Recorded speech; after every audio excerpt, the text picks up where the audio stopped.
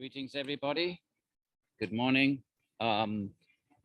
So we start now with our Buddhism, the Buddhist critique. And I'm not a specialist in Buddhism. We have an excellent, in our Department of Religion, we have our chair, Professor Tao Jiang, who is a Buddhist specialist. So if you're interested in Buddhist philosophy, highly recommend that you take one of his courses. He doesn't do so much Indian Buddhism because obviously Buddhism started in India. He's mostly doing, focusing on Chinese Buddhism, but nonetheless, Buddhism, its principal tenets remain. Obviously, they change as they travel geographically and they absorb local cultures, but some of those principles remain the same. So I'm not a specialist, and this is one of the schools that we're not using a primary source. The primary source is the actual text itself in Sanskrit. A secondary source is someone writing an article about a primary source. So we're going to be reading a secondary source, because if we read the primary sources, trust me, that would be very hard to navigate.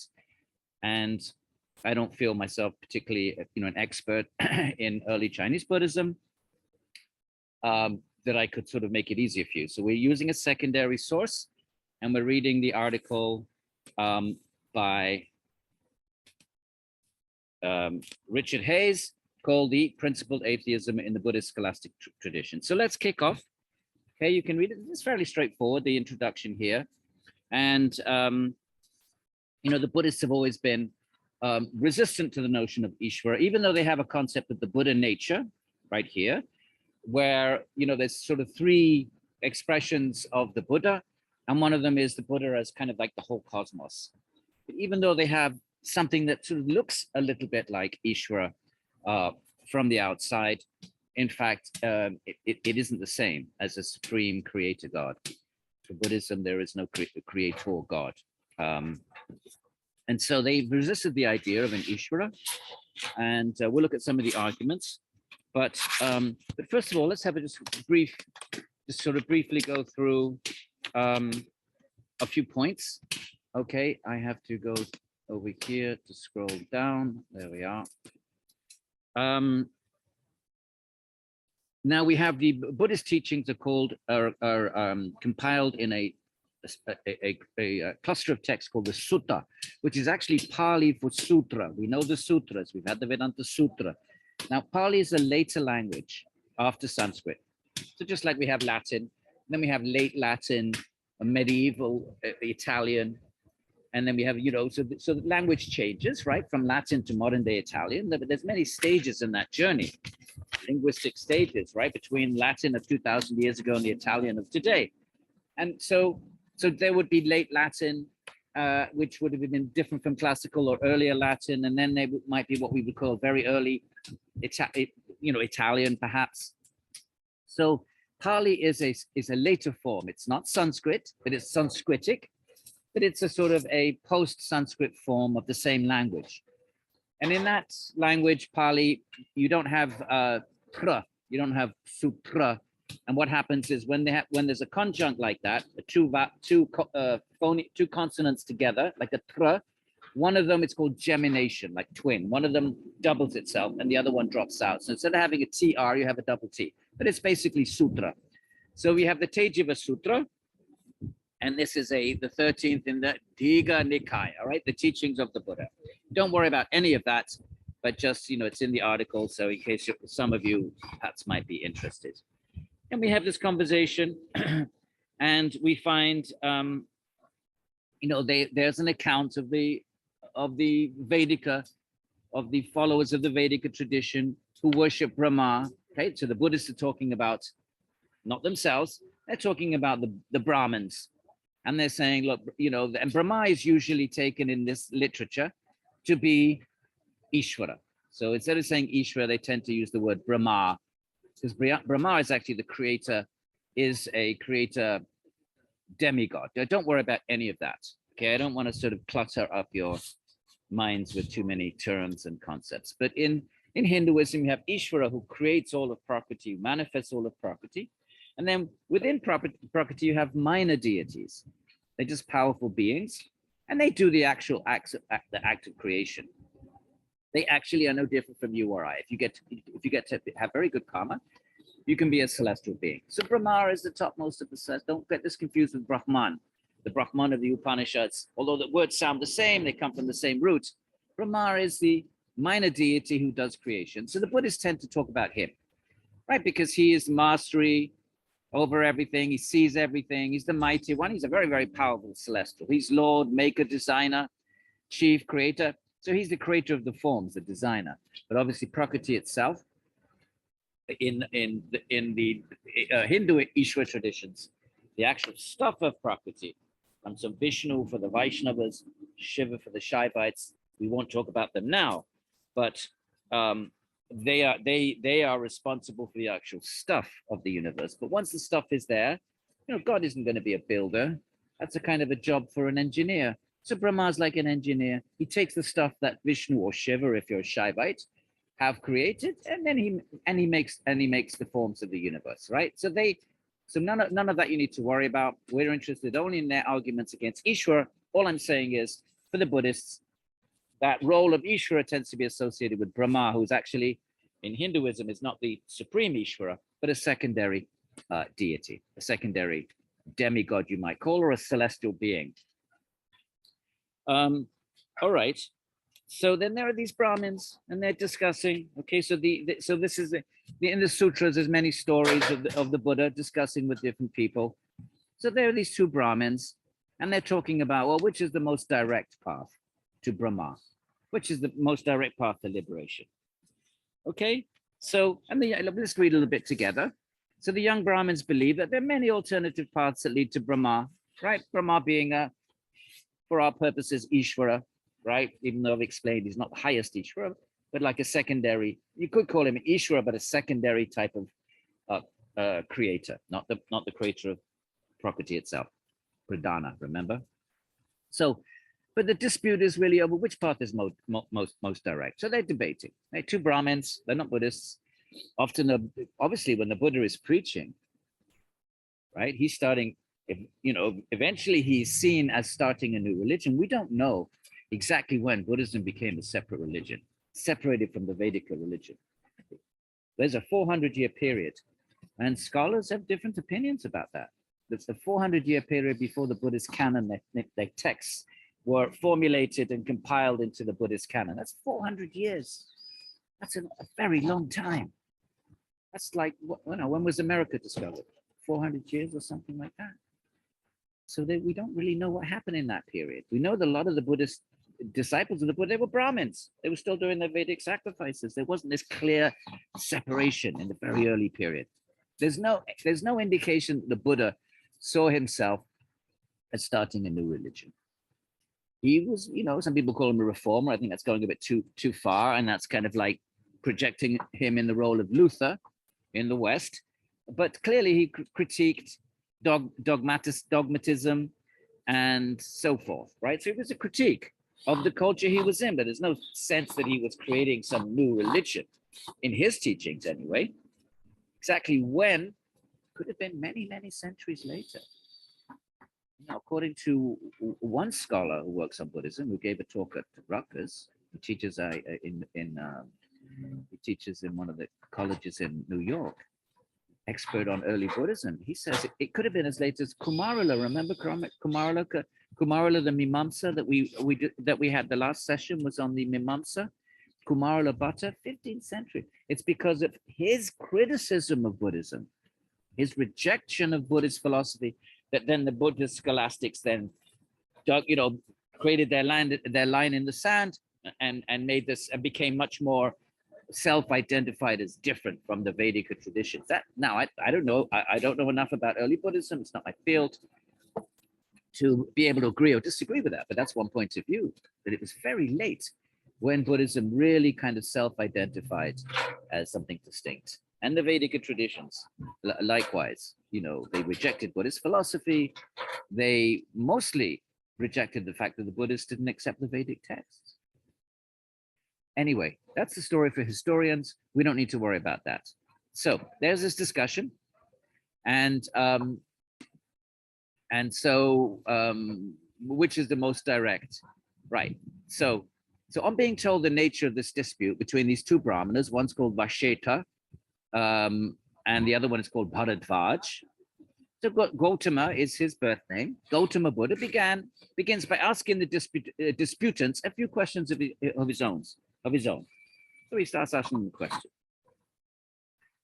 And the answers to the question show that the young Brahmins believe there are many alternative paths that lead to Brahma. So from the text, it's clear that these Brahmins think there's many paths, and really their argument is about which is the most direct path, not which is the correct one, the most direct, the best path. So then the Buddha says, what asks the Buddha?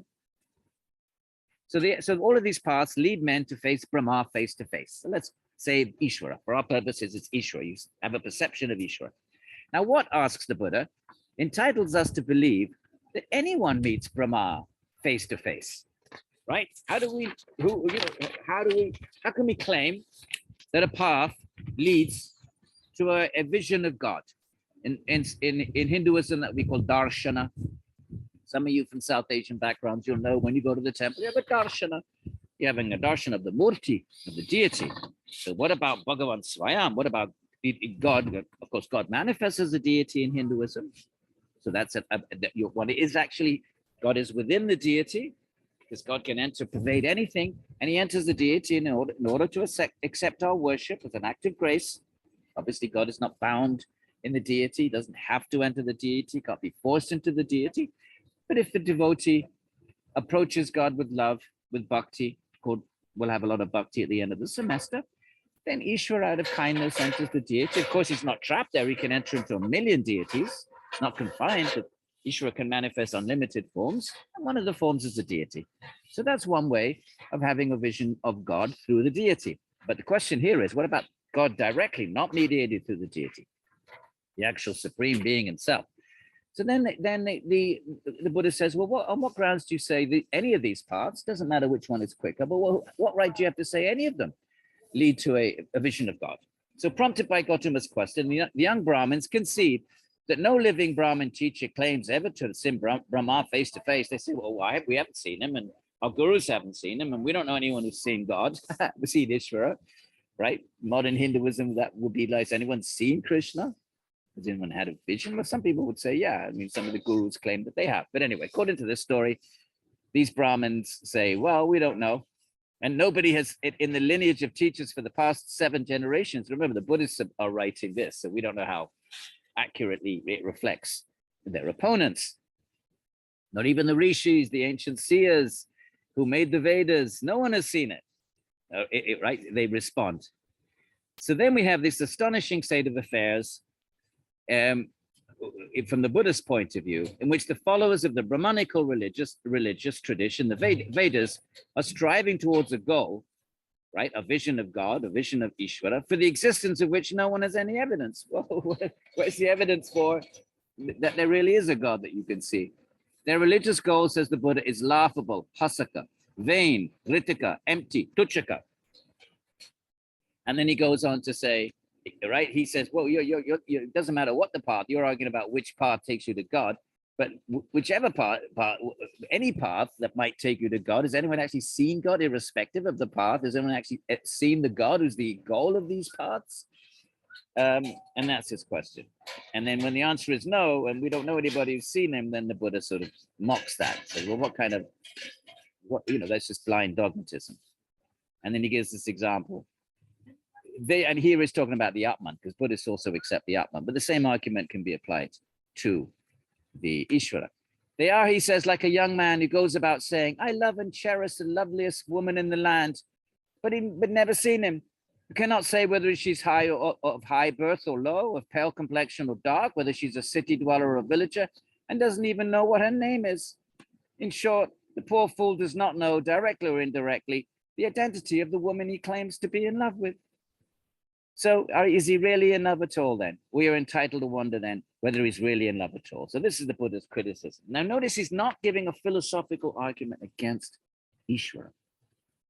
He's just saying you are following on the path that you believe will take you to an entity called Ishvara. He's not rejecting the possibility that there might be an Ishvara. He's not mounting a philosophical defense like the previous, like the Mimamsas do. And we'll find more. We'll, in this section on atheism, we'll encounter other arguments, including in this particular paper. Later Buddhists will mount a philosophical defense. We're talking about the Buddha himself now. He never mounted a philosophical rejection of Ishvara. He just said, well, has anybody seen Ishvara?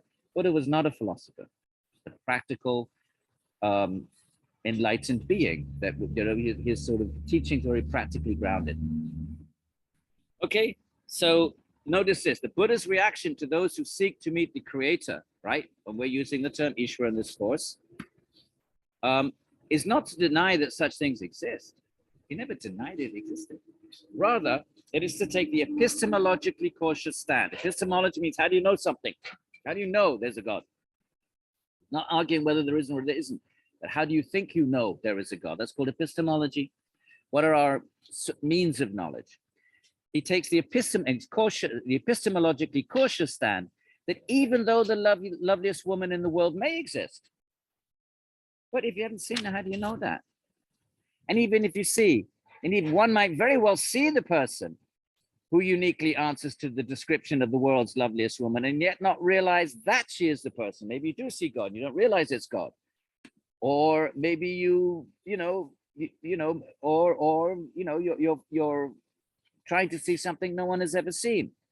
That's one argument. You're trying to see, claiming to see, you want to see God that no one has ever seen. Number one. Number two, well, what if you even do see God? How do you know it's God? How do you know that if you see a lovely woman, that she is the loveliest woman in the land? So how do you know if you see God that being is the supreme creator? That's the second argument. Okay, so this is the Buddha's. Kind of approach, is not to reject. And here we have, as we have seen in the Brahmajala Sutra. This is another Buddhist text. Don't worry about it.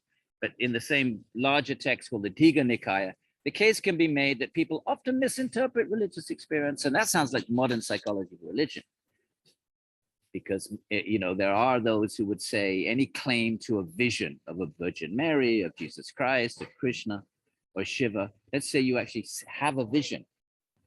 Well, there are psychologists of religion who say, well, fine, you think you've had a religion, but how do you know it's not a hallucination?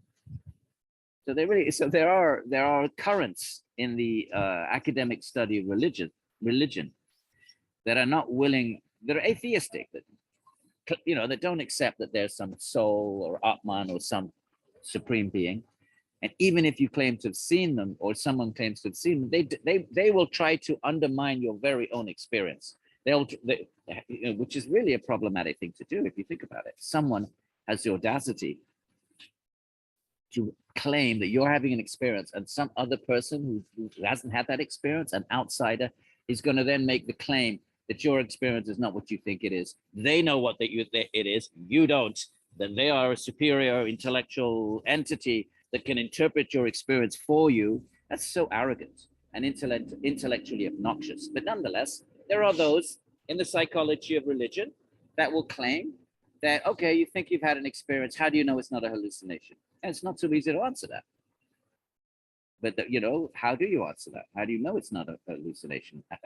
They're actually Buddhist philosophers that say, remember, Shankara says the whole world is a hallucination, it's a mirage. So anyway, so that's what he's talking about here. And as we see in this text, the case can be made that people often misinterpret religious experience and draw false conclusions from them. The Buddhists were saying this. How do you know it's not a hallucination? Which should make one suspicious of even the very claims of direct experience of such things as unsurpassed masters. Well, one could say the same about the Buddha then. If the Buddhists want to say that about the Hindu experiences and the visions of God, well, the Hindus can turn around, of course, and just use the same weapon and say, well, you're following this Buddha, and he's claiming to have enlightenment experience. How do you know he's not hallucinating? So the argument can sort of backfire as well. Okay, but that's what Hayes is discussing here. And let's go down to here. So then the Buddha says, what's the problem? What problem does he have with these Brahmins? Well, the religious seeker may be said to pursuing such an ill-defined and nebulous goal, this idea of having a vision of God, then it becomes difficult to determine whether a given set of practices leads towards or away from the desired goal. Maybe you're practicing something, you think it's taking you to God, but maybe it's taking you away from God. So perhaps it's taking you away. How do you know? Maybe you're going in the wrong direction. In contrast, now obviously, if the Buddha is teaching, the goal of nirvana, which is the goal of Buddhist enlightenment, towards which Gautama's disciples strive, is sufficiently definite. It's something practical and in this world and something you can immediately engage. And what is it? The elimination of selfish desire and hostility. We don't have to posit some nebulous God or some never perceived Atman. Of course, yogis will say, of course you can perceive the Atman, and then we'll see that in the Yoga Sutras. But the Buddha says, well, we don't know about these things. Maybe they're there, maybe they're not. But if you follow my teachings, I'll give you teachings that are immediately practical, immediately doable, and everyone can work on them. You don't have to put your faith in something that may or may not be true. And what is that? And what is the teaching of the Buddha? The elimination of selfish desire and hostility. And then a disciple can have a very clear idea. You know you're making progress. Whereas you never know if you're seeking God. You could be, what if there isn't, you don't even know if there is a God. You believe there's a God. So you could be on a path, it could take you many lifetimes and you're just going nowhere because perhaps there isn't a God. So you never have that definitive surety. You're never absolutely sure that you're heading in the right, that there even is a goal. And even if there is a goal, whether you're heading in, if you're taking the right path. But the Buddha's teaching, says the Buddha, you know immediately if you're making progress. If you're eliminating desire and anger from your mind, you know that. You get angry, well, then that's a test. You experience it, you become subject to desires, then that's a test that you're not making progress. Are you becoming free from these? Well, then you are making progress. And it's a goal to be realized in this life, not some future existence. Okay? So this is then the, and at the bottom here, so the Buddha Gautama is portrayed not as an atheist. Notice, it's not saying there is no God. He's not arguing, using philosophy to argue against God. No, what is he portrayed as?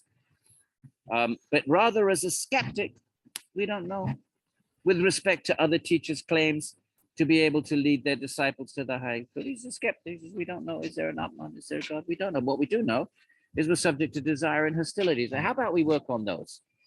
And that will give us enlightenment, according to the Buddha, right? So the Buddha is, these are simple instances down here on his well-known aversion to speculative views concerning matters that are beyond man's ken. The Buddha did not engage in metaphysical speculation, theological speculation.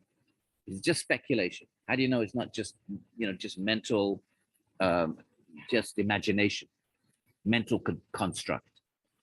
So he is averse to speculation, but he doesn't take a position about whether maybe some of the speculations are true, maybe they're not, maybe there is a God, maybe there isn't. He doesn't take a metaphysical view, down to earth, practical, here and now, work on your desires, get rid of them, selfish desires. We can agree, perhaps ruining the world in our environmental problems are coming from too much consumption. We're overloading the planet with the byproducts of our consumption, plastic and rubbish. And what is consumption? It's desire. So it's very practical, down to earth, that clearly is still relevant to us now, this idea that,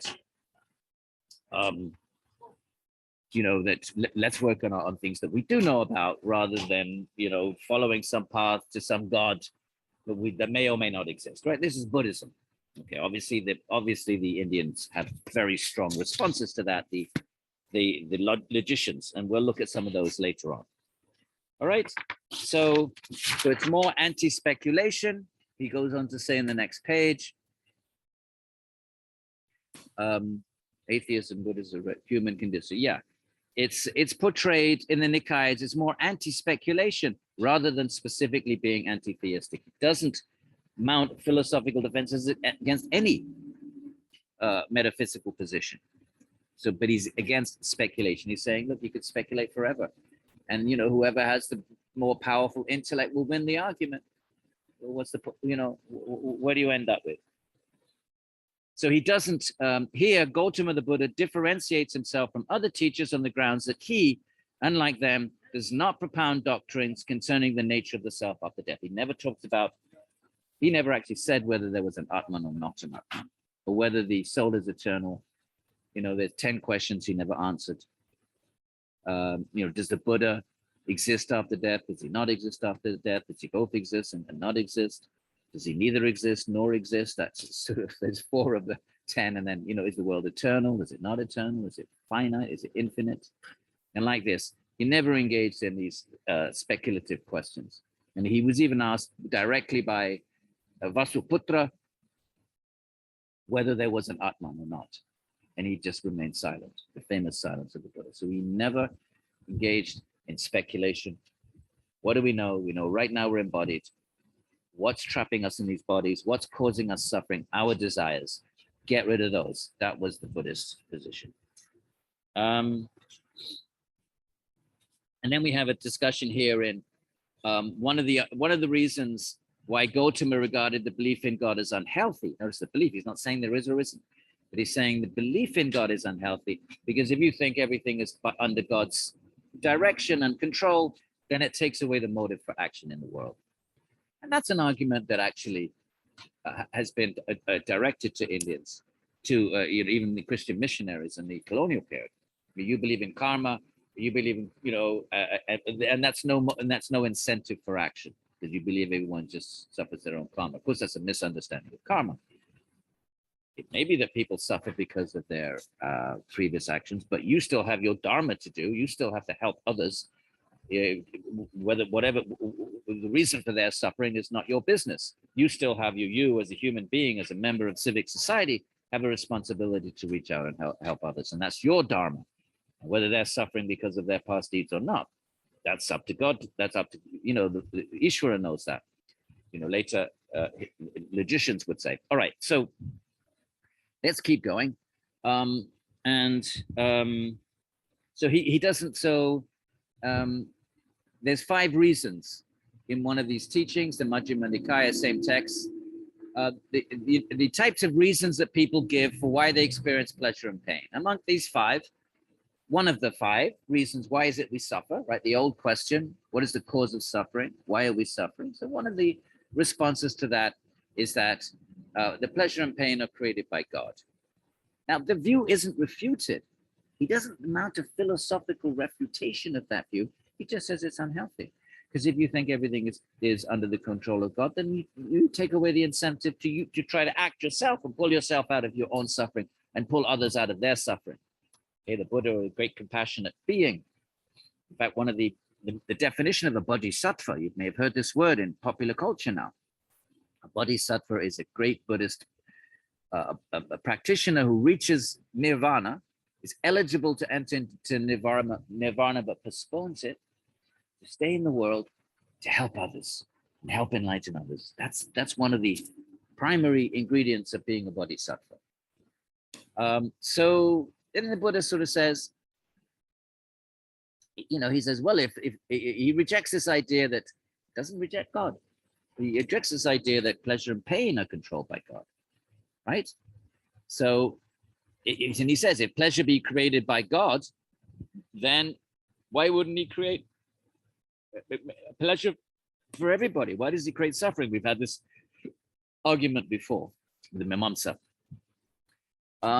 So he doesn't like this idea of sort of blaming God or throwing it back at God, which is different from rejecting the idea of God himself. But the idea of attributing our suffering and pleasure and pain to God, that he's resisting. A Buddhist monk, says the Buddha in this sutta, realizes that the source of all pleasure is self-centered craving, back to desire, selfishness. I want. And if you want things, then in some way you have to compete with others. And then we cause suffering in the world. We try to accumulate, but we accumulate at the expense of others. I was listening on NPR last night at 1%, I think 1%.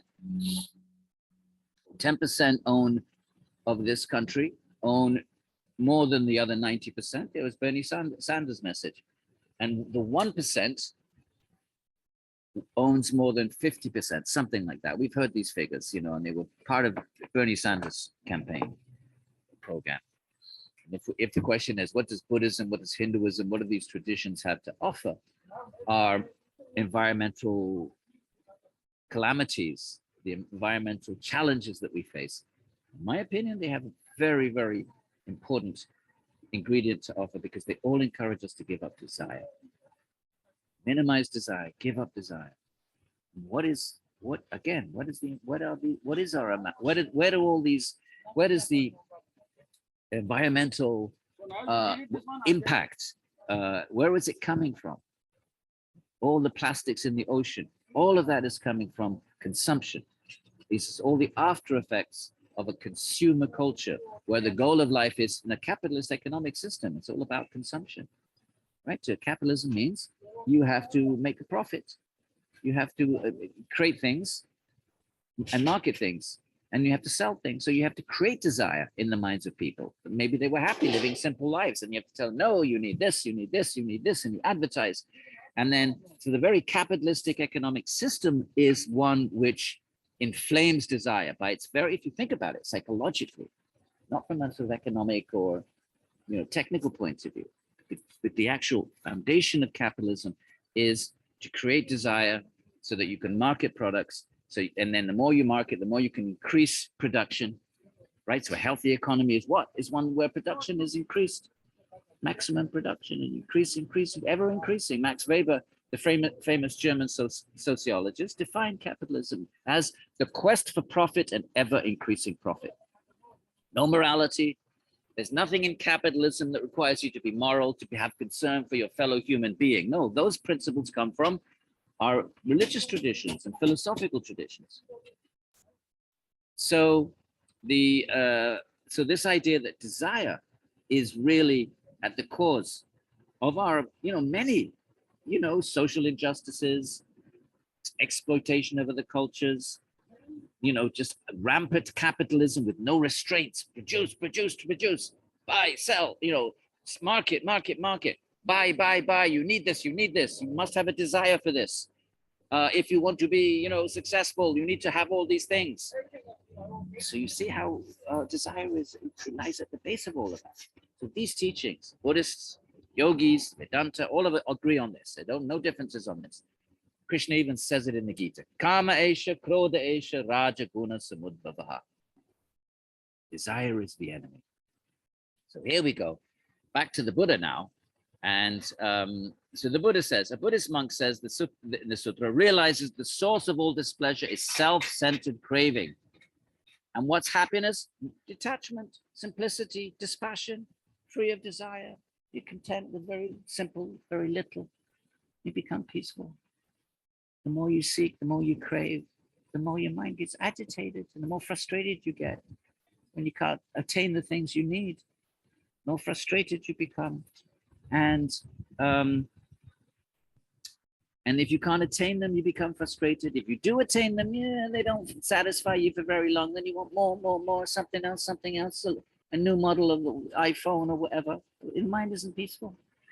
So this teaching, it's not, not directly connected with Ishvara, but I think it's really important for us to think about this in this course. What do these ancient Indian traditions have to offer us in the modern day? Well, that's one very powerful message, that desire is simply makes us miserable, dissatisfied, ever craving more, and it destroys our environment. I just think that's an important enough point for me to, to spend a few minutes on, and here it is right here, right?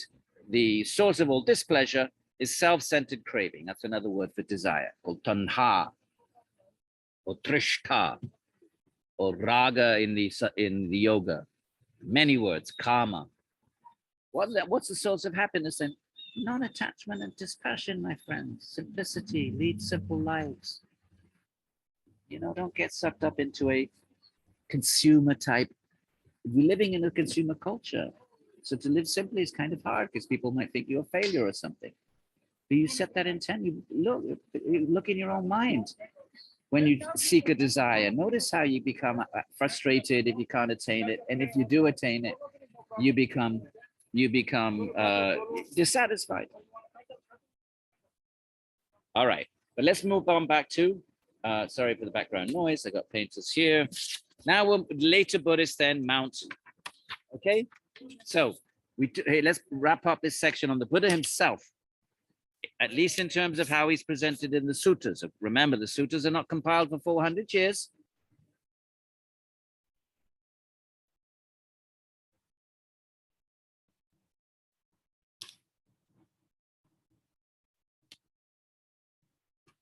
Something's going on here.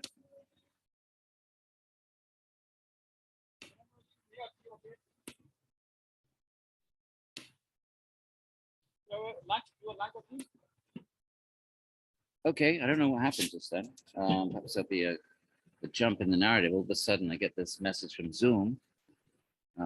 So let's go back to our friends. All right, so now later Buddhists, and I don't have the dates for everybody. I don't think it needs to bother us. You can obviously go on Wiki. But Vasubandhu then. There's a number of later Buddhists who really do engage in philosophy. So it's quite, of course, one can ask the questions, are they really following the Buddha then? These, Madhyamika Buddhism, Nagarjuna, Dignaga, Dharmakirti, these great Vasubandhu, which we're looking at now, engaging in philosophy, are they actually, are they following the instructions of the Buddha, who was sort of anti-speculation? That's a question we can throw out there. And obviously Buddhist scholars take different views on that. Buddha did not engage in philosophy, but now we're going to see later Buddhists, great Buddhist intellectuals. Now they're going to mount philosophical arguments specifically against the existence of God, right? So Vasubandhu is going to mount three types of argument, right? So you'll all be reading this. The first argument is, how can a single undivided God existing eternally at all times, how can such a God create a complex universe, the parts of which arise in temporal sequence, right? Creation doesn't just pop out it's fully formed. There's a process of creation. Even in the Bible, it says it took 6 days. So what's the point here? The point here, in order to understand this critique, we need to understand this one important point. And that is, if something is eternal, it cannot change by definition. If it changes, it's no longer what it was before. Then you can't say it's eternal. It's essential to understand this. This is at the basis of the Buddhist critique of Ishvara. I'll say it again. If something is eternal, it cannot change. If it undergoes change, then it's no longer what it was a minute earlier. I gave the example before of milk.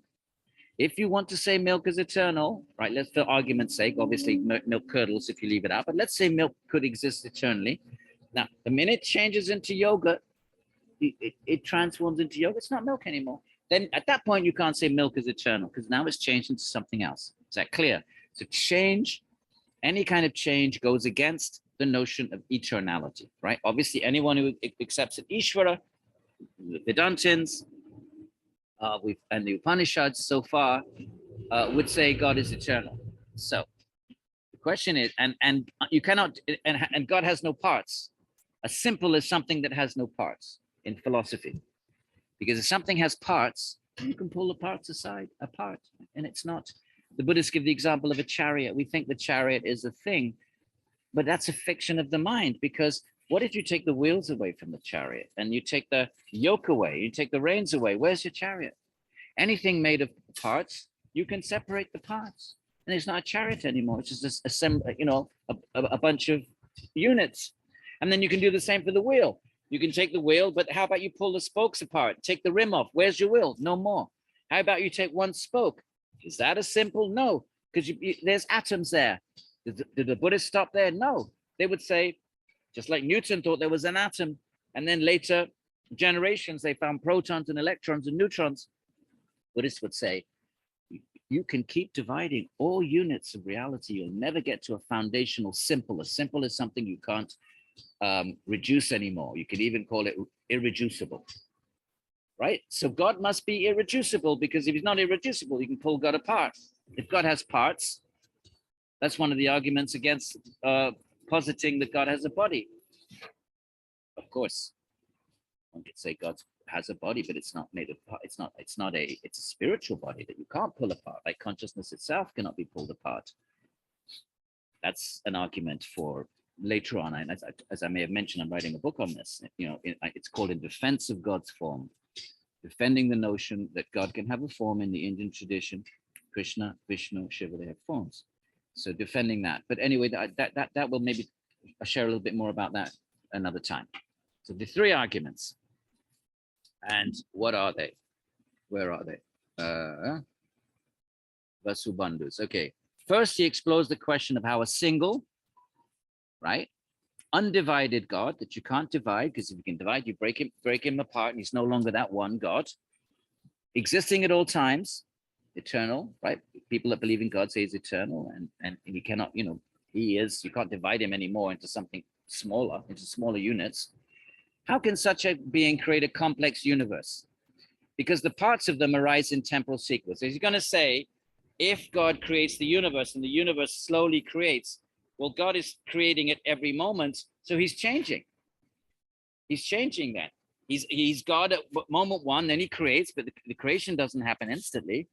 So then it slowly unfolds, but he's involved with the whole process. So day number 2 is a different God, because he's because his creation has changed, and if he's absorbed in that creation, if he's connected to that creation, then he's changed by dint of that connection. And day 3 and day 4 and whatever, 14 billion years, he's constantly changing. If he's changing, you can't say he's eternal. That's the main argument.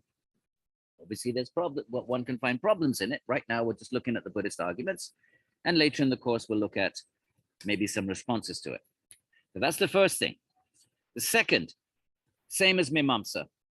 What's the psychological motivation in creating the world? Why would a benevolent being create a world of suffering? And third, what's the relationship between God as the principal creator and auxiliary causal factors? Does God need to use tools or other ingredients to create? And if so, then he's not supreme. He's dependent on something outside of himself. If he needs to use auxiliary, like is matter already existing? And does he need to use existing matter to create? Well, then he's dependent on something outside of himself, and you cannot say he's omnipotent and supreme and absolute in all ways, because he has some dependencies on other things that he needs to use for creation. These are the three arguments. Number one, again, a single undivided God can only create in one instant. And that's it, because otherwise he would change. And even if he creates in one instance, they're going to argue he's changed, because he was God before creation. And then the God after creation is not quite the same God, because now he's the post-creation God. Somehow he's been affected by the very act of creation, so he's changed. So they want to try to argue what they're trying to nail down, and this is the most important philosophical argument, right? So it's important we understand it. What they want to try and nail down is you can't have a God who's changeless. And that's what the theists are going to have to respond to. You can't say God is eternally changing, eternal and changeless. You can't say that. All right, so please keep that in mind. The second one, the psychological, we've had that before. Why would God desire? Does he have a desire? Does he need something? Then he creates. Then he's not self-content. He's not self-fulfilled. If you have a desire, it means you're lacking something, right? I want to eat breakfast. Well, I'm lacking. I'm hungry. Therefore, I'm subject to a desire. That desire has control over me, and I'm missing something. Okay, that's the second argument. And the third, does he need other bits, equipment, or other ingredients in creation? And that's going to create the problem that then he's no longer supremely independent. He now becomes a dependent God, dependent on other things. And most people who believe in God like to think of God as independent. Okay. And now later philosophers wrote more extensively on each of these three issues than Vasubandhu. Vasubandhu is the first one. But for the most part, they didn't explore other issues. In other words, these three issues, later Buddhist theologians, they embellished them.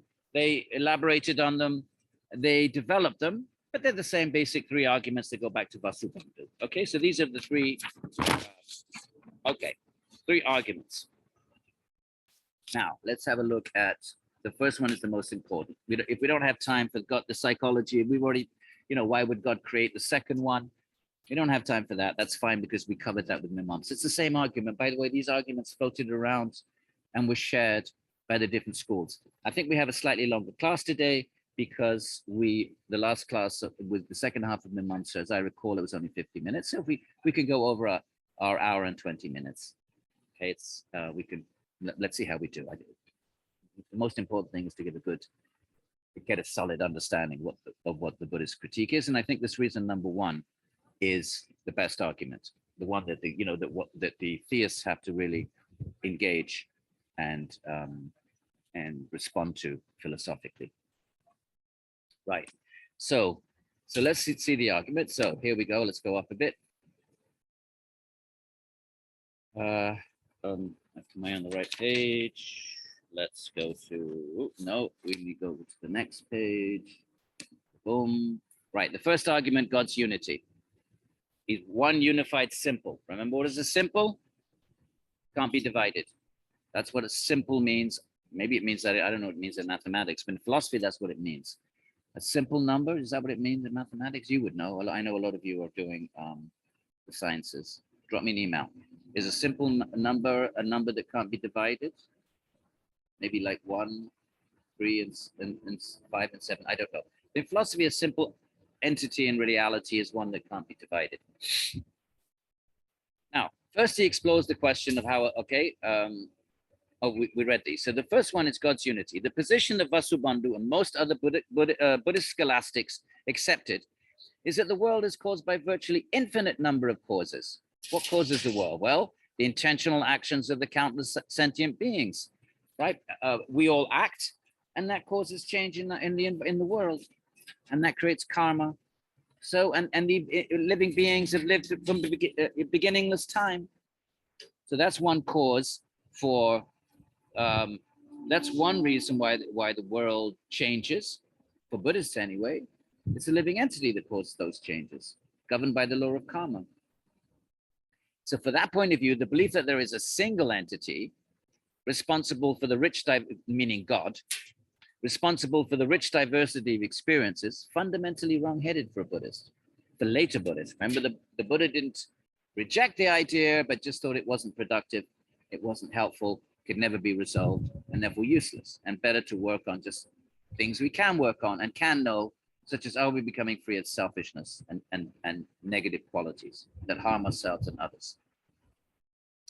The world, says Vasubandhu, does not have a single cause. Although they generate their own actions in birth after birth, you and I, the poor wretches, you and I, of unripened wisdom, where we don't have wisdom, we think with these body minds, we think we're going to find happiness in this world. We have our ambitions, we have our daydreams, we have our illusions.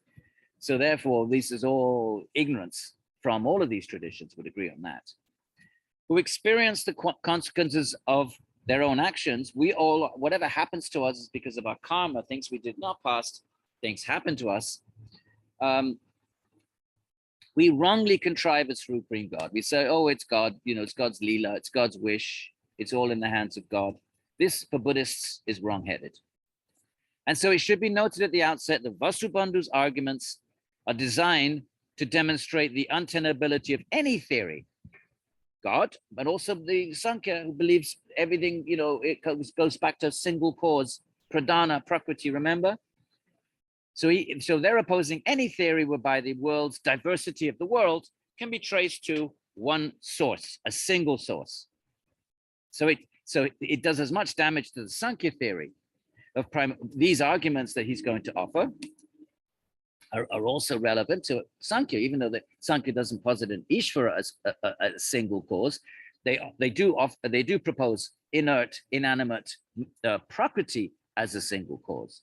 So this argument is against any type of single cause, whether that be a personal God or impersonal inanimate matter. Right. So that's his position. Keep that in mind. Let's see how he does this. Now, if the world had a single cause, right, we're interested in that single cause as Ishvara, but remember, it can be the same argument can be directed against Sankhya or any other Big Bang, for example. Same thing. If there was some infinitesimally dense single instant that then, exploded or whatever it did and released the universe as that eventually became the universe as we know it, then this argument would go against, would resist that idea as well. Okay, if the world had a single cause, now whether that single cause be good, now this is Vasubandhu's own writing, so here we get the direct. As you know, in this course, I've really tried to prioritize the texts themselves. So I really want you to have an engagement this is the first time we have a secondary source, an article about Buddhism, and that's for the reasons I gave you.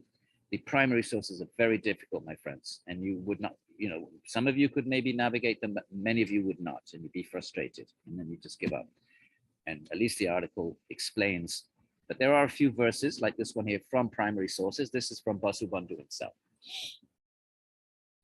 If the world had a single cause, whether that single cause be God or something else, the entire universe would have to arise at once. It couldn't arise sequentially, because then that single cause would be changing along with the sequential creation. If you're creating, but the creation is sequential, it takes time, let's say 6 days or 6 billion years or whatever it is, 8 billion years since Big Bang, I think, if I'm not mistaken. Well, then if the creator's behind all of that, but the creator is changing every instant along with creation, then it's not a unitary cause. It's undergone change. So he's saying, if there was a creation like that, it would have to arise all at once. Bang. God just wills, bang, and then no more connection with God. Because if there's a connection, then God's changing. He's connected with it. And if there's changes in that with which he's connected, if there's changes in the world and God is connected to the world, then he's changing along with the world. And then you can't say it's eternal. Obviously, theists would say God can do anything. They would just throw that argument out immediately but nonetheless, you have to respond philosophically. And the only way to do that is to say that God is inconceivable and not subject to our laws of change and cause and effect. And that's ultimately what theists have to do. And then philosophers will say, oh, well, then you have no philosophy then. And that's what ends up happening. Lewis, can you save some of the mint? Just put it in one pile. No, the one you cut. Save some. I'll use it for tea. Yeah, sorry, my friend. So the guy is chopping down my mint patch. And it's a good thing that I can use the mint for tea in the winter that is ahead, right? So so the first thing he says, but what we observe is that beings occur one after another. Things change. Right now it's winter, there's change. And then there's going to be new plants in the spring, there's new creation. Old things die and new creation. So there's constantly a sequence of creativity, a cyclical, ongoing sequencing of change in the cycle of creativity. Then now he considers a theistic response. Now, that fact could be a function of God's intending for each individual thing that it arise at a given time and disappear later. You could say, well, God doesn't have to go along with it all. He doesn't have to change. He could just at the beginning of creation set an intention, like you set an alarm clock. I'll set it for 5 in the morning. Then you don't do anything. Then it just go at 5. It rings by itself. You're no longer involved. So why can't God have done that for the whole of creation? Made an intention. He's God after all. He's omnipotent. One intention. Let there be creation. Let it be sequential. Let things unfold over whatever it is, 8 billion years and onwards. So he says, well, what if you say that? Now, let's see what I just said. Let's see how he says it. Now, that fact could be a function of God's intending for each individual thing. He intends that it arise at a given time and disappear sequentially through time. But in that case, there are numerous intentions. There would have to be an intention for each change. And it would turn out that the cause of the world is manifold. So there's many causes, meaning many intentions. So now you've got many intentions, okay? That's not what the theist would say. The theist would say, what if there's just one initial intention? He's going to get to that. But right now, right now he's just dealing with the fact, well, it's just God's intention. God's not changing. But then there's lots of intention. That plurality of intentions would be simultaneously. If you have a plurality of intentions, you're going to say, okay, let the world be in state A at time 1, in state B at time 2, right? So in the summer, let there be plants. In the winter, let there be no plants. That's time 2. In the spring, that would be state 3. The flowers would come. That would be time 3. Okay, so there's change of states. Now he's saying, well, moreover, that plurality of intentions will be simultaneous. You'd have to put all of these multiple intentions simultaneously. Why? For the reason that God, which is their source, putatively has no internal divisions. You can't have a sequence of intentions in God's mind, the Buddhist wants to argue. Vasubandhu. Vasubandhu wants to say, you can't have a sequence of intentions of God in God's mind, right? Let this be the state at time 1, and then at time 2, a different state, then a third state at time 3, because then you have all these different intentions in God's mind. That would mean that God's mind is divided into different intentions. So those are kind of like parts then. They're like psychic parts, just like there's physical parts. The finger is a physical part of the body, right? So if you have a body, it has physical parts, but a thought is a psychic part, and the next thought that's different from it is a different psychic part. So now you've created internal divisions in God's mind. That's what Vasubandhu is arguing. If you have a sequence of intentions to correspond to the universe unfolding sequentially, let's say it's been 8 billion years, there's 8 billion intentions, one for each year. Obviously, you'd have to have an intention for every second, but let's just go with the years.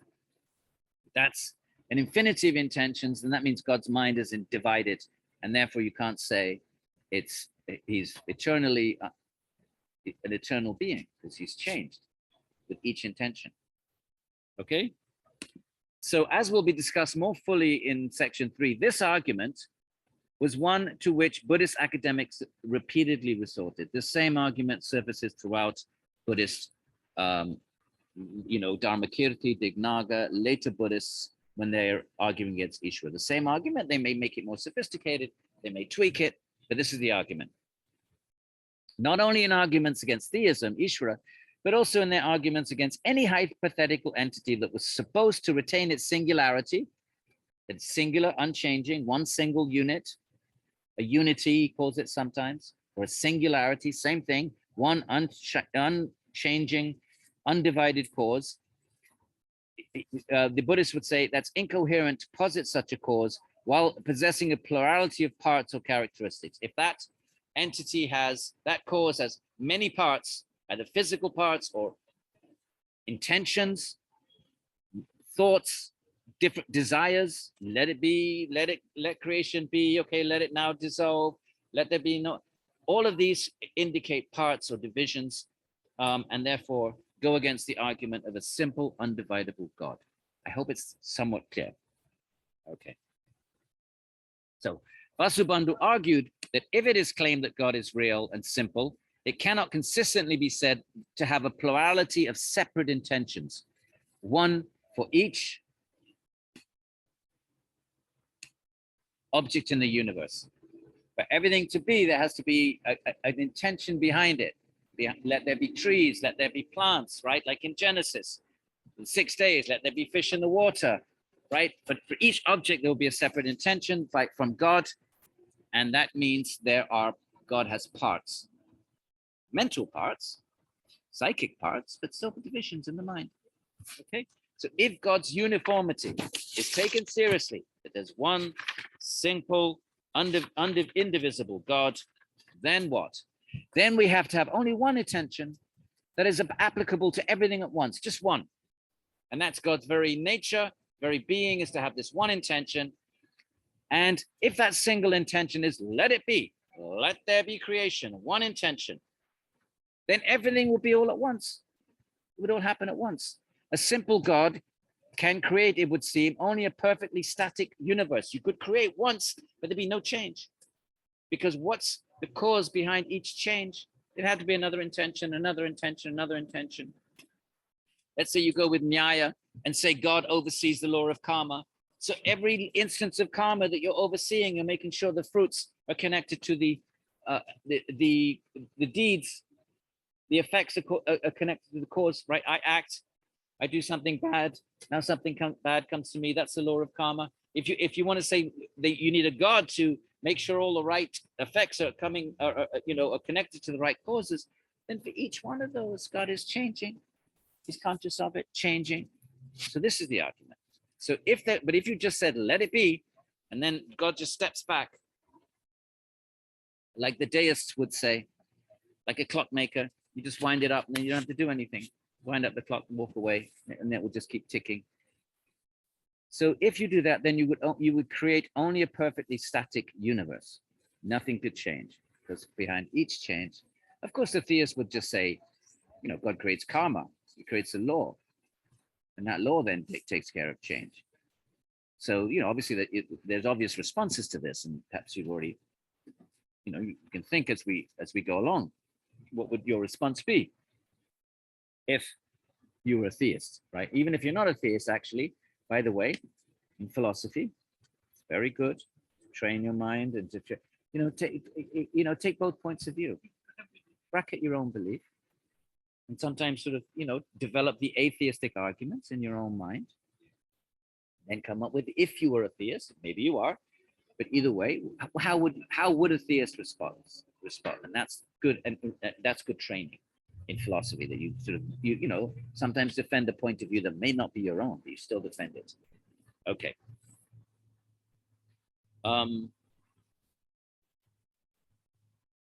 So what if you say here, if God's set of volitions, let's say, so now he says, let's posit, let all the events of history occur in a prescribed order. So God just has one intention. He doesn't have to have an intention for each instant. He just has one intention and says, I'm going to set up the system so that everything unfolds by itself, and that's it. If you say that, the problem still remains that in order for the intentions to be realized by being translated into action, some change must occur in something. If you set it up and say at time 1, this will happen, the fish will be created. Time 2, this will happen. Whatever Big Bang, go with Big Bang, whatever, gases form, and the story better than I. It's been many decades since I studied physics. We never learned Big Bang. I think I was a little bit before Big Bang. When did Big Bang, wasn't it in the 50s? I was in school in the early 60s. I don't think it really percolated down into the science department when I was a kid. Can you imagine that, going to school at a time the Big Bang wasn't like really that time. It wasn't being taught in my school anyway. So so for each, and God says, let there be one intention, and I'm going to set things up in such a way that it evolves by itself.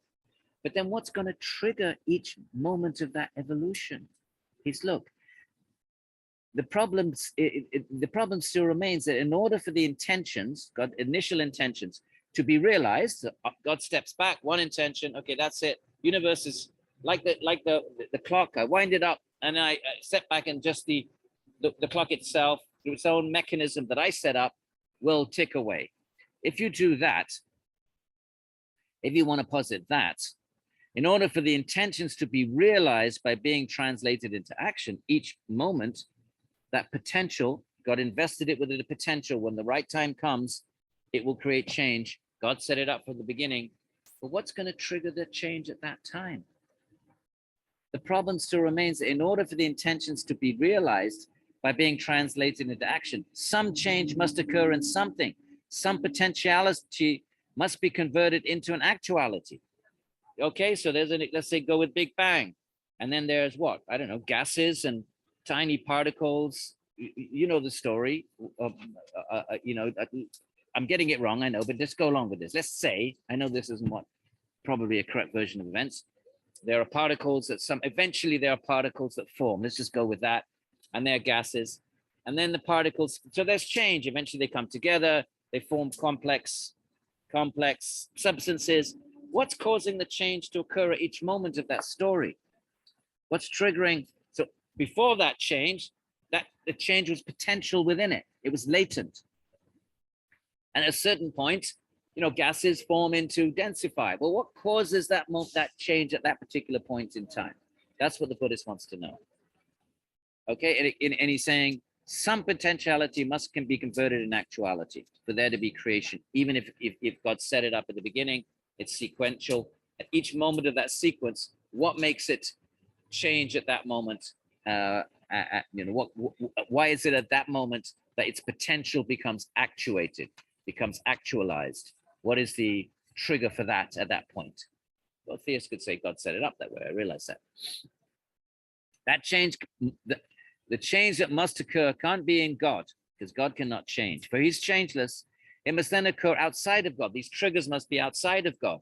But if that which converts God's intentions into actions is something outside of God, then we say that the triggers rather than God are the creator of the universe. If you say that things are going to unfold over the 8 billion years, slowly, slowly, slowly. Universes form, whatever it is, galaxies, stars, substances, chemicals, and that whole thing. But it's happening sequentially. What are the triggers that so from Big Bang, all of that must have been latent potential in everything that emerges from the Big Bang. There must have been potential that eventually gases would be formed. There must be a potential in whatever that matter was, whatever those entities were post Big Bang.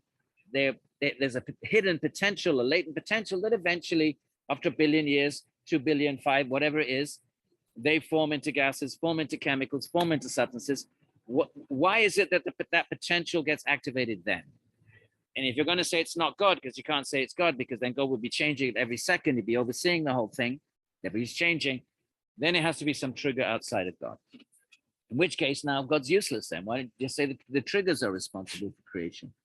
We can say the triggers are the creators. All right? So the question of how potentiality becomes actuality.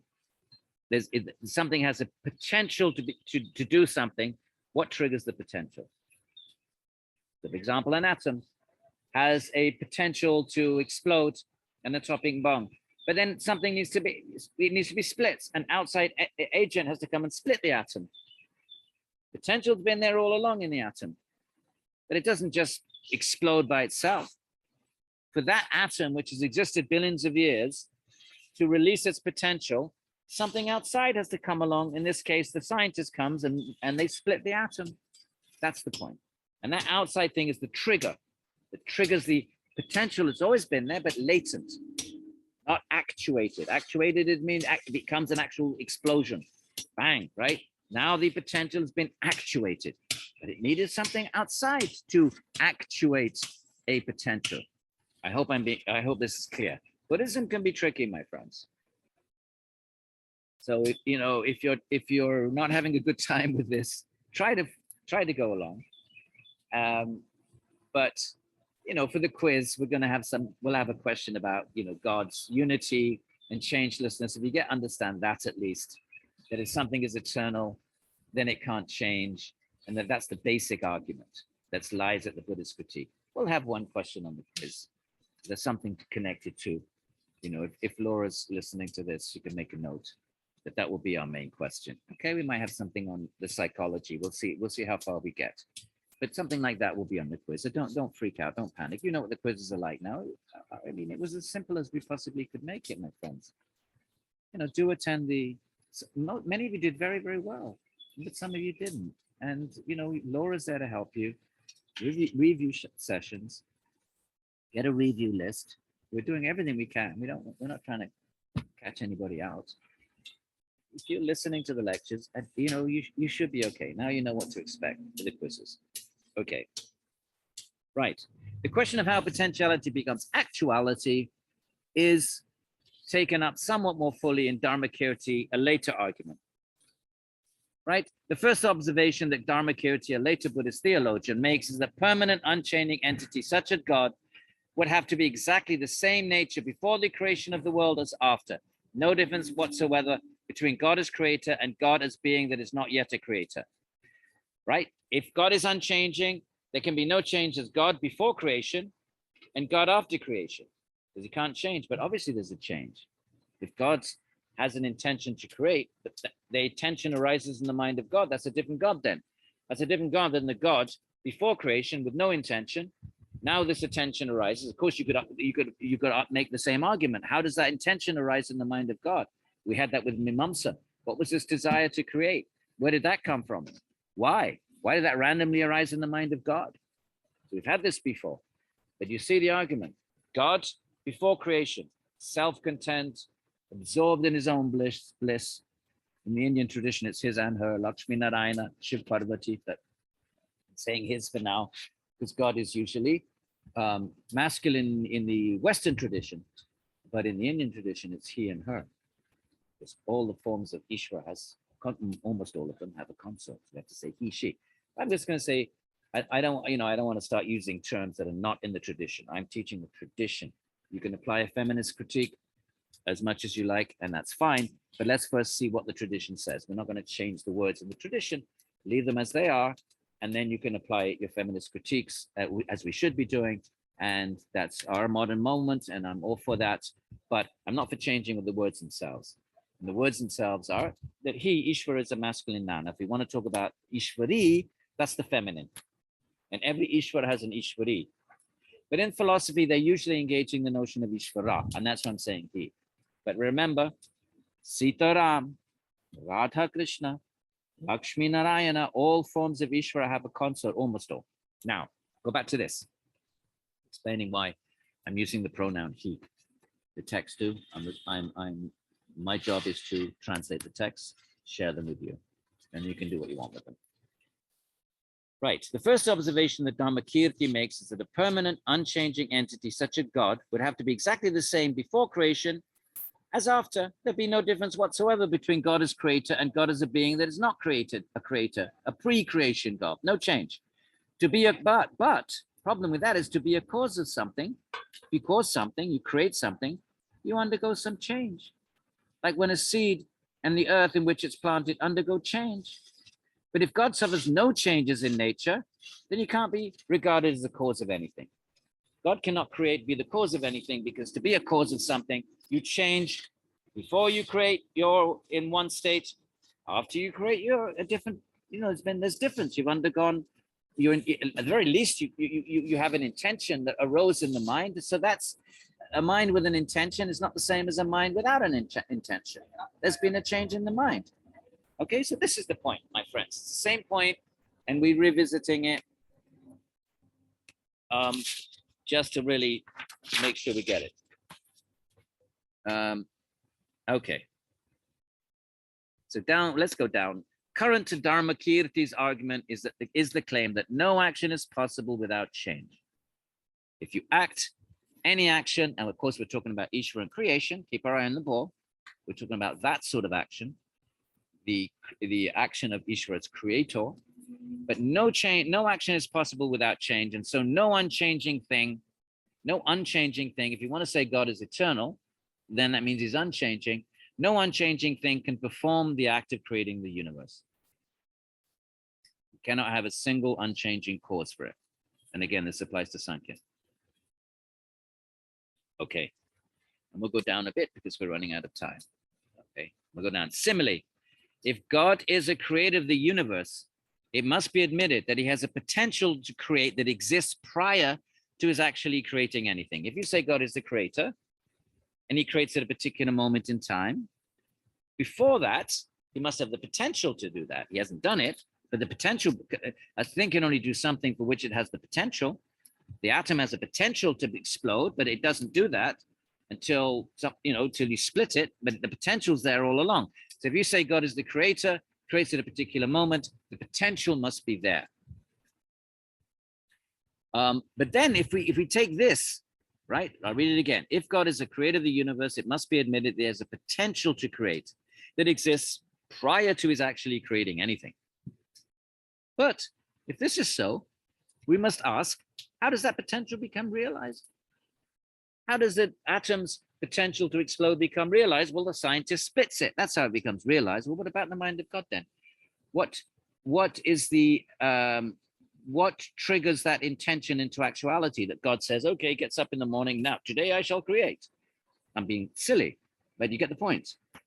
If there's an eternal God and then creation occurs, Buddhists say, no, the creation is eternal. There is no creation. The universe is eternal, like the ancient Greeks said.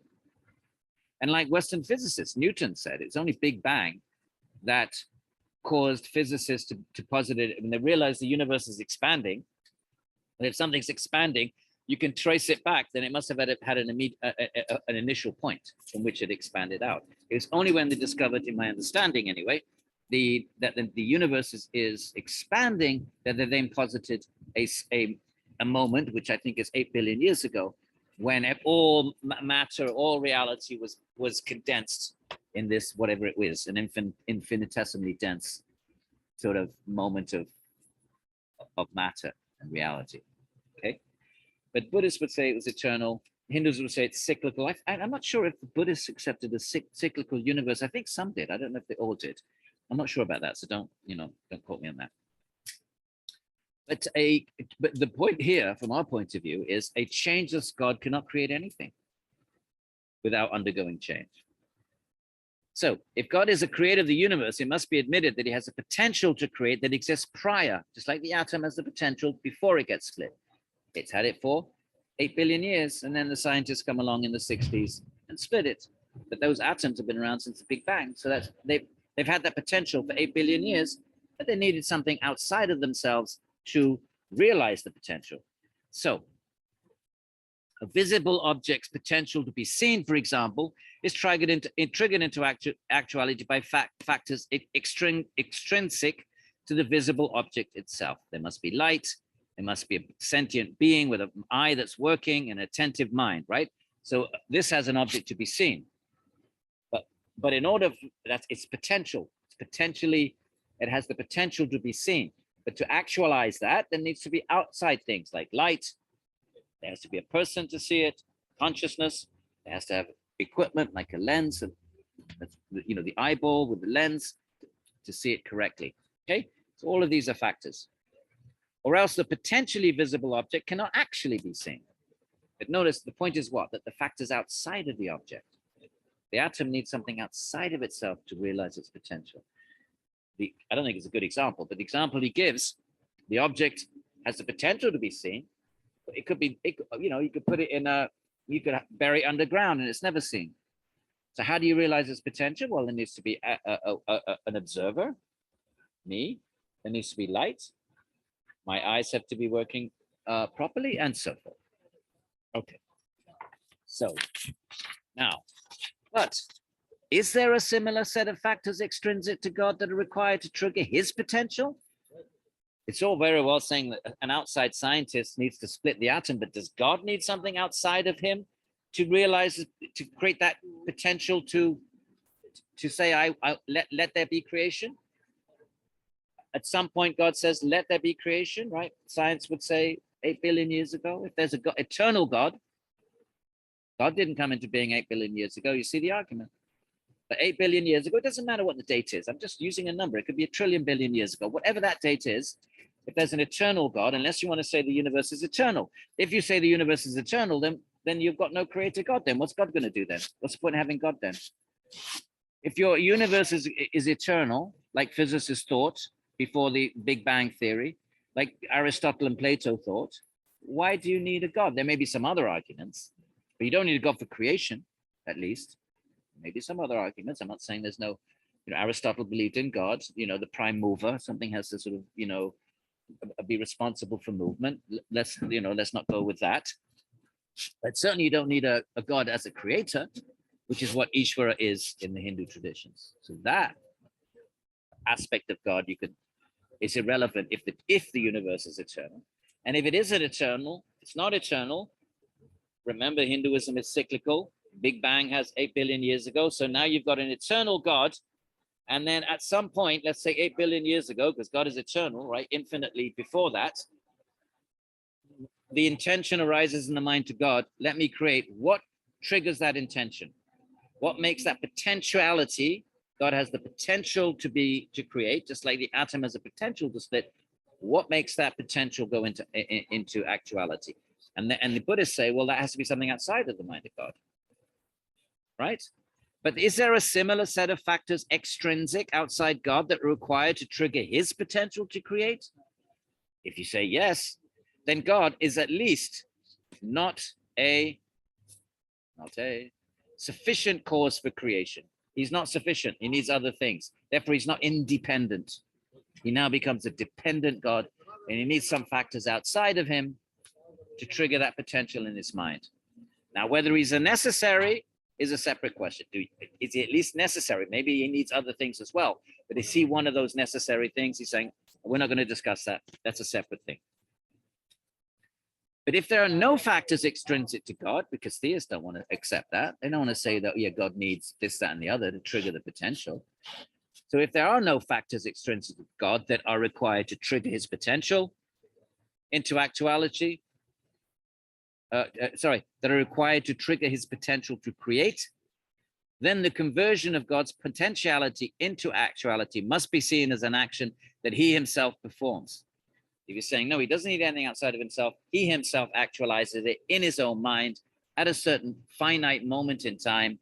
But what's wrong with that? What obstacle are you going to run into if you offer that argument? What's the problematic about saying, well, God just actualizes his own intention? Well, that's an action then. It's a mental action, it's an action. And there's physical action, there's mental action. When you think, or you entertain an intention, there's an action going on in your head. If God performs an action, then he must undergo change. All action is change, my friends. Back to that basic same point. If you get that, you get the whole critique. Any action requires change, including a mental action. Let there be creation. And then, if there's change, it's not permanent. Then you can't say God is eternal. That's the crux of the Buddhist argument.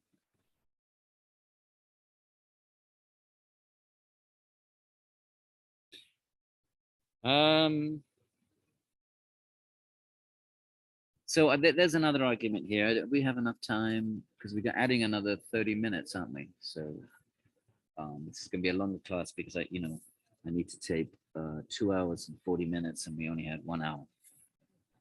Right? We had 1 hour, so that means now we only have another 20 minutes. Okay, we'll skip this argument. We go down to here.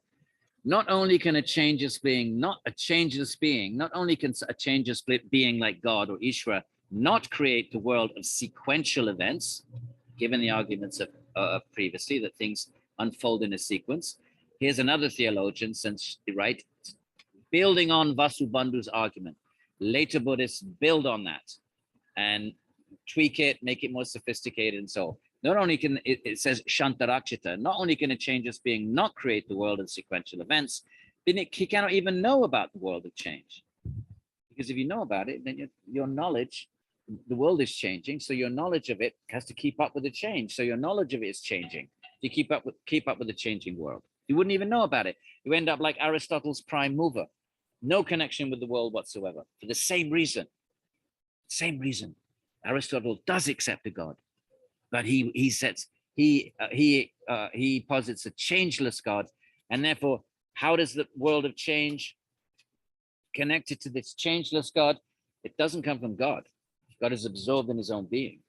It's the same problem as the Buddhists. In Aristotle's prime mover, absorbed in his own being, but he's like a magnet that the other lesser gods are attracted to him, and they set for him there was movements of the stars and the constellation. It doesn't matter. They set the movement of the universe is because it's attracted like iron filings are attracted to a magnet, but the magnet doesn't change. That's how he has it. They're attracted to this divine perfection, and that attraction sends the wheels of the universe in motion, something like that. So Aristotle actually understood the Buddhist arguments. He actually accepted the Buddhist arguments that God cannot change. So he has the prime mover, not connected to the world at all, not the God of devotion. You can't pray, nothing like that. He's completely absorbed in his own being, because if he was connected, he would be undergoing change. If you pray and God's aware of your prayer and then you reciprocate a change, okay? The theist would say, you're trying to trap God in your mental speculations. God is infinite, omnipotent, do anything, can change. The changeless one can undergo change and not subject to our laws of matter, and therefore can act in the world and still be unchanged. So they would mount arguments that maybe we'll look at another time to just scorn all of this. But nonetheless, these are philosophical arguments. They're powerful arguments. So back to Santarakshita. So not only can a changeless being not create the world of sequential events, but he cannot even know about the world of change. Even if there were a simple, beginningless and endless being endowed with the faculty of intelligence, such a being could not know about the events of the transitory world. No point praying to him. For if such a being knew each event separately as it occurred, then he would have a plurality of cognitive acts. He would know everything. Now I know this. Next second, I know that. Now I know this. Now I know what's going on in America. Now I know what's going on in India. Now I know what's going on a year from now. These are all different cognitive acts, and therefore They're parts then. There's a plurality of mental states, and therefore God has parts. Right? For if he knew each event separately as it occurred, then he would have a plurality of cognitive acts and would lose his unity. He wouldn't be a unified entity. He would have an infinite number of parts in his mind. You see, would know each and everything. But if he knew all events at once, let's say you say, well, he knows everything at once, then he would know the essential characteristic of events, which is that they occur in sequence. If you know everything at once, your knowledge of everything at once is that you know that everything you know is unfolding in sequence, so you're still trapped with the problem of being aware of sequence. Knowing all events in history at once, and besides, what would that be like? Let's look, he gives an example. Knowing all events in history at once, if you knew the entire history of the human race, of creation, of the movement of every atom, of gases solidifying, everything, it would be like hearing every note in a melody played at once. So the entire melody is a sequence of notes, right? Da, da, da, da, da, da, da. But if you knew it all at once, every single one of those notes would all be playing at the same time, which is just chaos. So if you really did know everything all at once, then everything would be occurring all at once. It'd be a static universe and everything occurring all at once. So it would be like hearing every note in the melody played at once rather than in sequence. Just as what is the essence of a melody? What is a melody? It lies in the sequentiality of notes rather than the mere presence of notes. A melody is nothing other than a sequence. You can't have it all played at once. God knows everything at once. Everything would be just, one sort of act of consciousness. There would be just chaos. And so concluded Shantarakshita, if God is indeed simple and eternally changeless, he cannot participate in or know about history, he can have no involvement with the sequence of history. And so and if that's the case, what's the consequence of that? So maybe, okay, God, Aristotle's prime mover then. He's just immune. He's absorbed in his own essence. What's wrong with saying that? So those of us who are caught in history can derive no benefit from God's existence at all. In that case, what's the point of having God? We can't pray to him. He can't do anything for us. He can't extend grace to us. So then what's the point of having it? Might as well just discard God then, if he's completely immune from history. All right. So as can be seen from the above discussions, wrapping it all up, my friends, Vasubandhu's claim that a complex world, a world with parts that has internal parts and temporal parts, it unfolds sequentially, it cannot have a simple and thus eternal cause. It was a very powerful and rich claim indeed, which thinkers were still exploring and expanding upon for several centuries. That basic argument, you can't have a solitary single cause that has no parts. It can never be connected with the world of change, and therefore it can never be connected with creation. That argument, and we've, I think, hopefully discussed it at length, provided the basis for a lot of Buddhist philosophizing over the centuries. Now we set the second, remember there were three arguments and one was God's motivation. I think we're back, we recognize these arguments, they're much easier. So take a little breather. Why does God create? What was the point? What is it, for what purpose would God expend so much effort in creating the world? Now it's a different argument, nothing to do with the change argument. Is it for pleasure? Right? Even more alarming than the possibility that if that's for pleasure, why would he create a world of suffering? Is he cruel? What an awful person creates a world full of suffering. Even more alarming than the possibility that God's creation of the universe was a mere indulgence in hedonism, that God simply creates just out, he's bored, wants to have fun. Oh, let me create a world of suffering. Hedonism means just to enjoy it. Let me just enjoy, creatures squirming and suffering and dying and all of that awful stuff that goes on in reality. So even worse than that is the possibility that it was an act of cruelty, as evidenced by God's apparent willingness to allow his creatures to err and suffer. Isn't it cruel?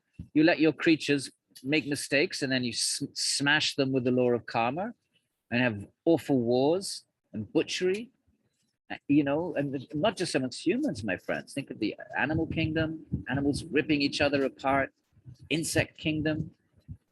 Let's read that something. If God allows his creatures to be afflicted in hells by many guardians, the guardians of hells, and takes pleasure in that, Buddhists also accept hells, but we can just talk about hell in our world if we don't, you know, want to stretch it to other worlds.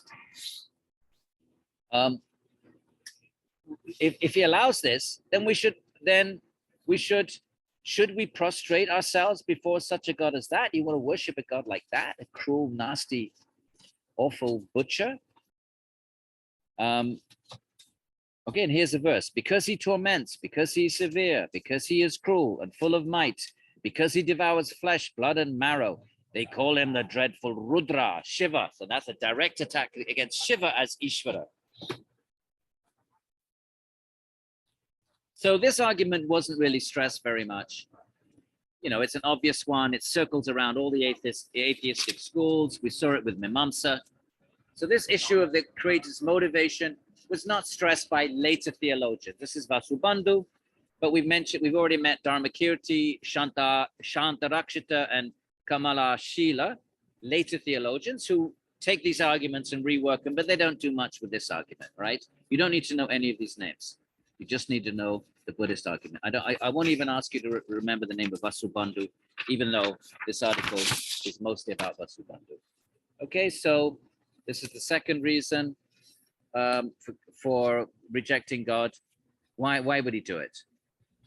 Here's a later theologian, Jayanta, working this argument, reworking it.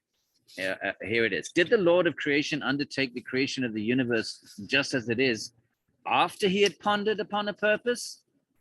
Did he have a purpose? What was it? What was the purpose? That's the first point. We just had that previously. What's the purpose to create? You create a world of suffering. Why? If the undertaking were purposeless, there's no purpose. He just does it randomly. Then he would be like a madman. Because what's the matter? Oh, Jayanta, he's really, you know, speaking his mind here. Either he has a purpose, then what is it? Why would he create a world of suffering? Is he cruel? If he were nice, he would make a nice world with no suffering. Of course, they reject the whole notion of God creating for the first set of arguments and change. Now it's a different approach. Forget about the change argument.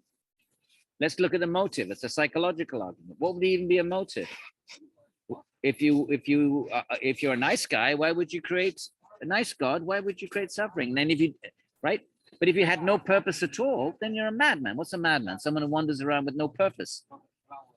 In that his action would not be preceded by reflection. A madman does something without reflecting on it. That's not going to work very well. Okay, going down a bit, 3 lines. The standard answer that the theist gives to this question is that God created the world out of compassion. That's not quite right. God created free will. He wants the creatures to be free, but then there's the law of karma. If living entities inflict suffering on each other out of free will, then they need to experience that same suffering in order to encourage them to not act like that. That's the point. So that's the theist argument. Number 1, free will. And number 2, you need a place for free will to be expressed. Therefore there's creation. It doesn't answer all the questions, but it answers some questions. It creates other questions. You know, there's always, in philosophy, you solve one problem, but you create another problem. So that's just the nature of philosophy. But let's say you say, okay, free will, and you create the world, and then the living entities are free. Some of them are bad. They cause each other suffering. So they need to experience what it feels like. That's what karma is. You do something, now you experience it, and that maybe hopefully will make you be a little bit more careful and compassionate to others when you suffer yourself. So therefore, it's just action, reaction. Whatever you do, exactly that thing comes back. Just complete cause and effect. Anyway, so that would be the part of a theistic answer. So then, but Jayanta is not happy with that. So he says, if you say that God created out of compassion, for whom are we to believe that God has compassion? Compassion is a response to beings who are in pain. But surely there can have been no beings in pain before the creation of the universe. You want to say God is compassionate for those who were suffering. But why was there suffering in the first place? Before creation, no one was suffering. So you can't say God created the universe out of compassion, because there were no beings to be compassionate to. There was no suffering before the creation. So he's arguing. I don't know if it's a very good argument. I don't think anybody just says he creates the world out of compassion. It's mostly a free will type argument. And then back we're familiar with this one. Mimamsa had this one. Kumara Labhata, previous lecture. Since God is supposedly omnipotent, he might have created a universe in which sentient beings felt only joy and happiness, instead of this sorry world in which what little pleasure there is fleeting. Right? We mostly suffer, but we have fleeting pleasure, and serves only to taunt us in our misery. All right. But perhaps we can conclude that creation was a joke. This is all Jayanta, that God played to amuse himself. But Jayanta has the atheists say, if the creation was a joke, it is one, the humor of which is too subtle for the sentient beings to appreciate. It's been very sarcastic. It's all a big joke of God. Well, we don't find it funny. We don't appreciate the joke. Neither is the magnanimous one's joke appropriate, which causes dread in all his creatures. We're all terrified. If you think about it, we all have fear of death, surely. We have fear of old age. We have fear of accident. We have fear of COVID.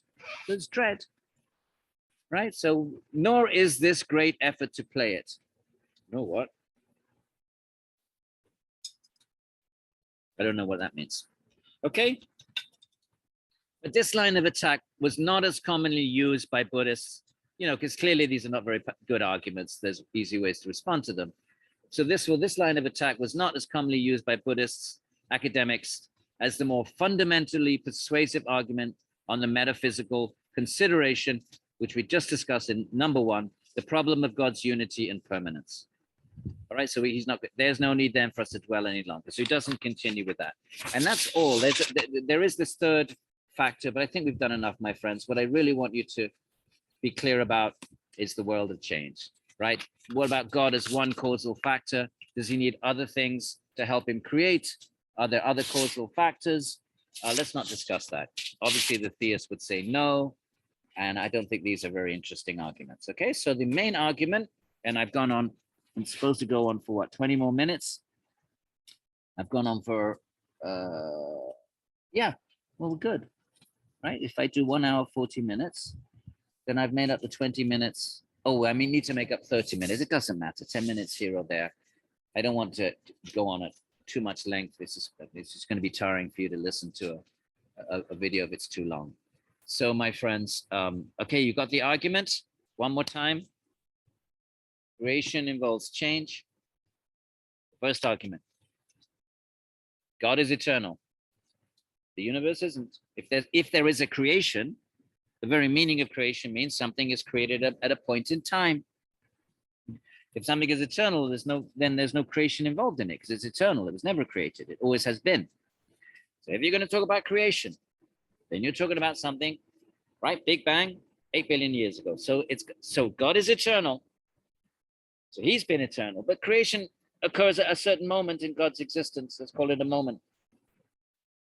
Right? So first of all, why would he do that? We have all those arguments. Why would he create a world of suffering? But that's easy for you to understand. I don't think you have a problem with those arguments. You'll see the same thing in Jainism. You'll say, we had it in Mimamsa. But what the Buddhist is contributing to the atheistic discussion is this. So God before creation is not going to be the same God as God during creation or after creation, because he's done something. Some motivation arose in his mind, even if it's just let it be. And everything, just because God is omnipotent, just think something and it comes to be. Even that involves a change in the mind of God. And now you can't say God is changeless. That's the basic argument. And it gets even worse if you say that God is overseeing every moment of the creation, because then he's changing it every moment. So that's another even worse problem.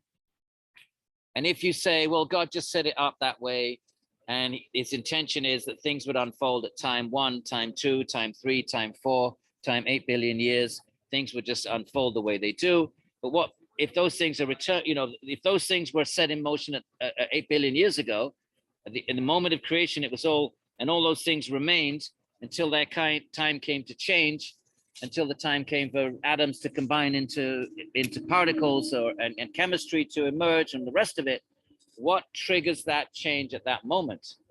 You can say, well, if God's intention was invested in it, but what makes it activate at that moment? If it's not God activating it, because you want to say God's not involved, you don't want him to change, then there has to be some other agent that activates it, some outside agent, like the scientist with the atomic bomb. Well, then you've got an outside agent, that God is not independent. He's dependent on outside agents. He's not supreme.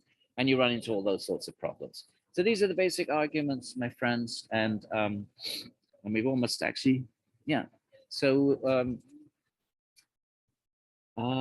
that's it. But you don't have to read the other Buddhist article, because he's going to be saying the same things. That it's more difficult than this. So we only have one Buddhist article, and that's this one that we've got on the screen right here, which is by Richard Hayes, and it's called Principled Atheism in the Buddhist Scholastic Tradition. Just read this, and then we move on to whatever's next on the syllabus. I think it might be Jameson. I have to check. Okay, have a great day, everybody, and let me stop the share. Have a great day. Enjoy the last of the, nice weather, beautiful fall weather. And if you didn't do well in the, listen, my friends, if you didn't do well in the quiz, I mean, you yourselves know. You be honest with yourselves. Did you really watch all the videos? Did you really do all the readings? Did you really study the review sheet and prepare answers for everything? And those of you that did that, and I know some of you did, you took those review sheets and you made sure you knew the answer to every single thing on that. You did well. For them, I would say everyone, but I don't know everyone, but surely most of you that did that did well. So you know what the quiz looks like now. You know there's going to be a review sheet. You have to watch the videos, try to do the reading. You're not going to get a bad grade. But if you didn't do well, let's forget about why you didn't do well, but maybe you didn't do the reading. It's not for me to judge. I don't know. Maybe there are other circumstances. Maybe some of you really did do all of that and still didn't do well. Fair enough. But if you do better in the second quiz, and we see that you did bad, then you've got yourself together, realize you need to pull your socks up if you want to get a decent grade. We see that. We see you improved in the second quiz. And on the final, we see a nice big jump. We will take that into consideration. We'll minimize the effect of the first quiz. Okay? That much I can say. We don't want to fail anybody. Not going to fail anyone in this course. Usually, unless you really don't, unless you really get a really, really bad grade, you don't fail this course unless you really, really, get 10 or 20 or, very low grade, 30 or something. If you did get a very low grade, don't panic. Just do better. And we'll take that into consideration. We're very generous with our curves. We don't want you to have a bad memory. We want you to love Indian thought, because I love it. And that's why I dedicate my life to it. And I want you to have a good experience and appreciate, and maybe keep reading this material in your own lives. Pursue this. So, but you've got to do the work. My friends, it's philosophy. Well, if philosophy is meant to be challenging, it's meant to be hard. So don't give up. Just reset your intention, like God, make it intention. I am going to do better. I'm going to, pay more attention. Do the reading. Follow along what we read. At least do that, because those, what we read, I'm picking out the most important things, and obviously those are the things that are going to be in the quiz. That doesn't mean you shouldn't do your own reading, but at the very least, I'm not guaranteeing this, but at the very least, it usually is the case that what's on the quiz is what we discuss in class. I'm not saying that's absolutely, because I want you to do the reading, and there may be some questions or that are not what we didn't have time to discuss in class, but are in the reading, and which I feel are easy, are user-friendly and easy. I'm not going to ask you to do anything challenging that we didn't do in class, okay? Don't give up, don't despair, reset your intention, make a big improvement, and we'll take that into consideration if you didn't do well in the first quiz, okay? I don't know what else to tell you. I want you to, I'm trying to work with you. It is philosophy. I can't change the fact that these are complicated arguments. That's what philosophy is. But let's try to make it work, okay? And have a great day, my friends.